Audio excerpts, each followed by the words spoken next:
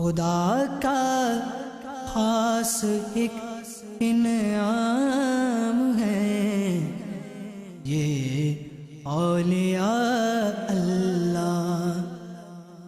امیر اہل سنت دامت برکاتہم العالیہ کی بارگاہ میں سوال ہے کہ ولی بننے کا آسان طریقہ ارشاد فرما دیں۔ ولی بننے کا نہ کوئی آسان طریقہ ہے نہ کوئی مشکل طریقہ ہے۔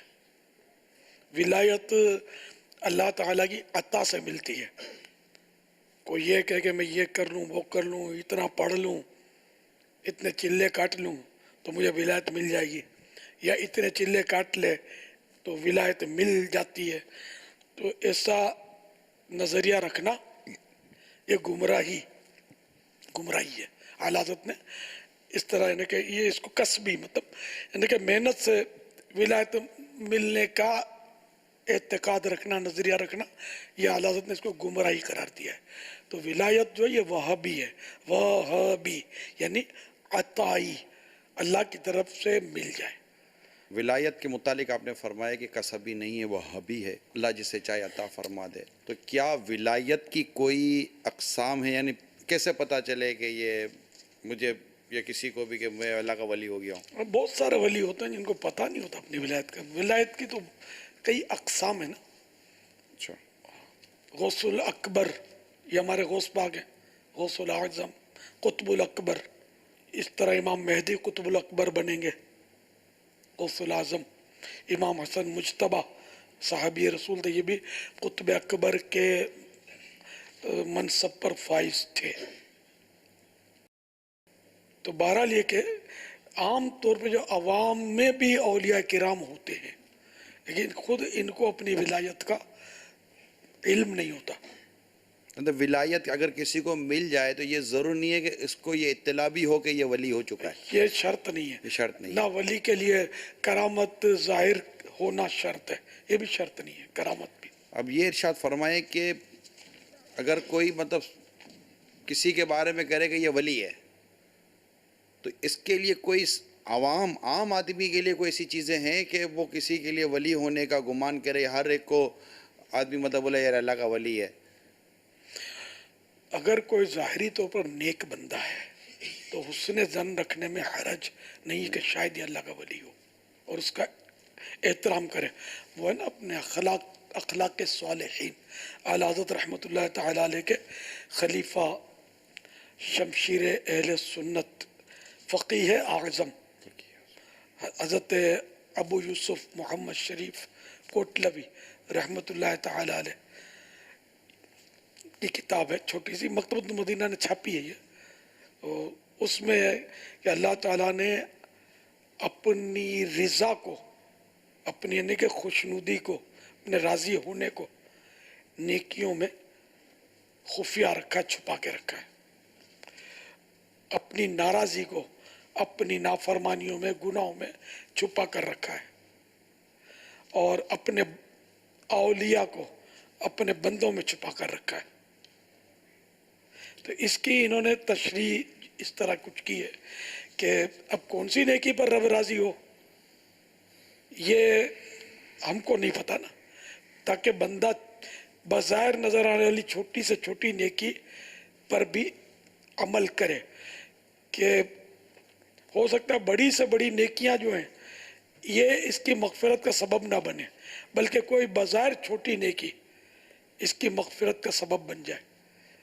جیسا کہ ایک حدیث پاک میں کہ ہمارے آقا صلی اللہ تعالیٰ علیہ وآلہ وسلم نے فرمایا کہ ایک شخص نے مسلمانوں کے راستے سے کانٹے دار شاخ ہٹا دی تاکہ مسلمانوں کو تکلیف نہ پہنچے، اس کی وجہ سے اس کو جنت میں داخل کر دیا گیا۔ بظاہر چھوٹی نیکی ہے نا، تو بندہ کوئی چھوٹی سے چھوٹی نیکی بھی نہ چھوڑے۔ اچھا، اور گناہ ہو سکتا ہے بڑے بڑے گناہ معاف ہو جائیں، تو کسی چھوٹے گناہ پر صغیرہ، چھوٹا گناہ، گناہ صغیرہ آپ نے سنا ہوگا، اس کا مطلب چھوٹا گناہ، گناہ کبیرہ یعنی بڑا گناہ۔ تو کسی صغیرہ پر، چھوٹے گناہ پر اللہ کریم ناراض ہو جائے اور پکڑ لے اور جہنم میں ڈال دیا جائے بندہ، تو اس لیے نہ بڑا گناہ کرنا ہے نہ چھوٹا گناہ کرنا ہے، نہ بڑی نیکی چھوڑنی ہے نہ چھوٹی نیکی چھوڑنی ہے، کیونکہ ہم کو نہیں پتا نا کہ کون سی نیکی پر رب نے راضی ہونا ہے، کون سے گناہ پر رب نے ناراض ہونا ہے، ہم کو نہیں پتا اس کی خفیہ تدبیر ہمارے بارے میں کیا ہے۔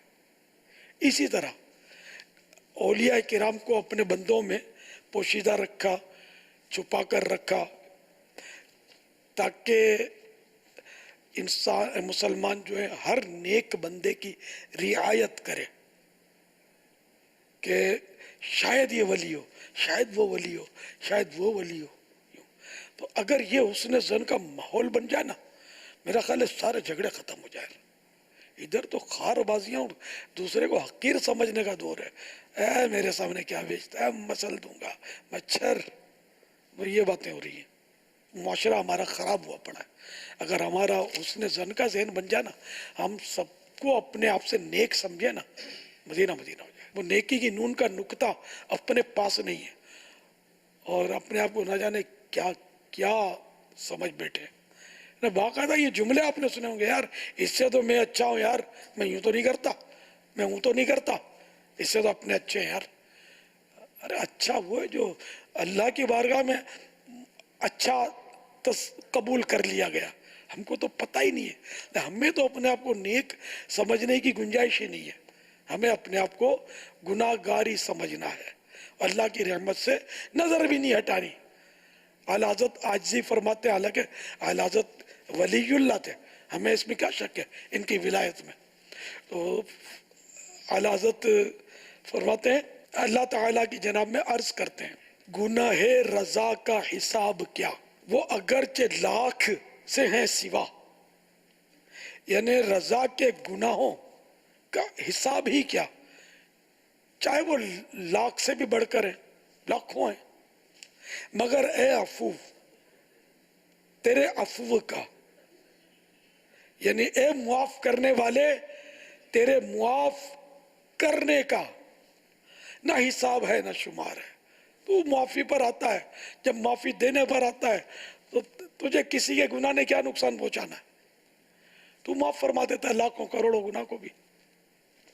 تو یوں اللہ کے ولی ہیں، ولی اللہ ہیں، لیکن اپنے گناہوں کے بارے میں کیسا کہہ رہے ہیں۔ اس عاجزی کا اشعار تو اعلیٰ حضرت کے بڑے پڑے ہدایت کے بخشش میں اتنے ہیں۔ میں مجرم ہوں آقا مجھے ساتھ لے لو، کہ رستے میں ہیں جا بجا تھانے والے۔ مولا تیرے عفو و کرم ہو میرے گواہ صفائی کے، ورنہ رضا سے چور پہ تیری ڈگری تو اقبالی ہے۔ یہ اپنے آپ کو عاجزی کے طور پہ جی انہوں نے یہ فرمایا ہے۔ یہ آپ نے جو ماشاءاللہ ولایت اور ولی کے حوالے سے بہت پیارے مدنی پھول عطا فرمائے، تو یہ جو فرمایا گیا کہ ولی کی پہچان یہ ہے کہ جسے دیکھ کر تمہیں خدا یاد آ جائے، یہ کیا ہے؟ یہ بھی ہے، لیکن ہم کسی کو سند تو نہیں دے سکتے۔ وہ آپ کا جو سوال ایک جواب تھا وہ ایک الگ سیپریٹ ہو گیا، لیکن یہ ایک جدید سوال ہے۔ یہ اولیاء کرام کی پہچانیں تو دی گئی ہیں، ہاں حدیث پاک ہے، ولی وہ ہے جس کو دیکھ کر خدا یاد آ جائے۔ یہ خدا یاد آ جائے سے کیا مراد ہوتی ہے؟ ماہنامہ فیضان مدینہ پیج نمبر 6 پر ایک مضمون ہے، حدیث شریف اور اس کی شرح، جس کو دیکھ کر اللہ یاد آ جائے۔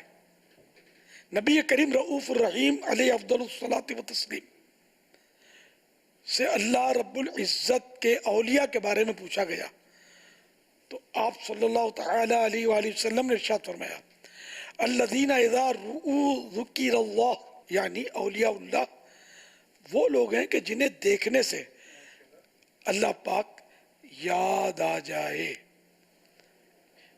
اس حدیث پاک کی شرح میں حضرت سیدنا علامہ عبد الرؤوف مناوی علیہ رحمت اللہ القوی فرماتے ہیں، یعنی وہ لوگ جو اللہ پاک کے ذکر کو لازم کر لیتے ہیں اور اللہ پاک انہیں عزت و کرامت سے نوازتا ہے، وہ لوگ ہیں جنہیں دیکھنے سے اللہ یاد آ جائے، یعنی ان پر ایسی علامات ظاہر ہوتی ہیں کہ جو اللہ تعالیٰ کا ذکر یاد کروا دیتی ہیں۔ اگر ان کی طرف نظر کی جائے تو بھلائی یاد آ جاتی ہے، اور اگر وہ کہیں تشریف لائیں تو ان کو دیکھتے ہی لوگوں کی زبانوں پر ذکر بھی جاری ہو جاتا ہے. اور ایسا شخص جو اپنے رب عز و جل اور آخرت کو پیش نظر رکھے، ہمیشہ پیش نظر رکھے، جب وہ تجھ سے ملے گا تو اللہ پاک کے ذکر کے ساتھ ہی کلام یعنی گفتگو کرے گا. اور جو شخص اپنے نفس اور دنیا کا غلام ہو، جب وہ تجھ سے ملے گا تو دنیاوی بات چیت ہی کرے گا. لہذا جس شخص کے دل پہ جو کچھ آشکار ہوا ہے اسی کے بارے میں تیرے ساتھ بات کرے گا. واللہ تعالی اعلم ورسولہ اعلم عز و جل وصلی اللہ تعالی علیہ وآلہ وسلم. صلو علی الحبیب صلی اللہ تعالی علی محمد